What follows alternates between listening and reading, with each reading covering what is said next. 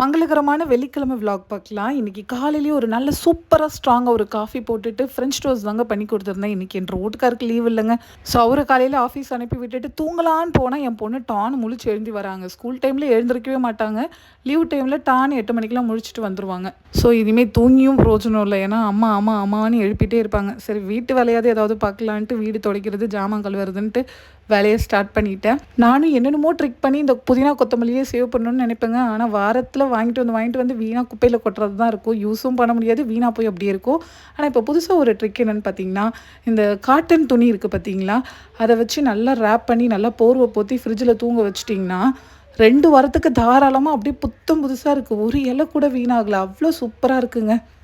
ஏன்னா அந்த தண்ணி எல்லாமே வந்து அந்த காட்டன் கிளாத் வந்து இழுத்துருது. மற்ற இந்த க்ளீன் பண்ணுற கிளாத்லாம் போட்டு க்ளோஸ் பண்ணி வச்சாலும் அந்த அளவுக்கு ஃப்ரெஷ் இல்லை, வீணாக போயிடுது. ஸோ இதை ட்ரை பண்ணி பாருங்கள். ஈவினிங் போல் சாமியெல்லாம் கும்பிட்டுக்கிட்டு மதியானம் லஞ்சு சாப்பிட்ருந்தோம். இன்றைக்கி லஞ்ச் பார்த்திங்கன்னா வெஜிடபிள் பிரியாணி, முட்டை, காலிஃப்ளவர் பக்கோடா பண்ணியிருந்தேன். அதுக்கப்புறம் ரைத்தா பண்ணாமல் கர்ட் மட்டும் எடுத்துக்கிட்டோம். அப்புறம் சாமிக்கு நெய்வேத்தியம் பார்த்திங்கன்னா பாயாசம் பண்ணியிருந்தேன்.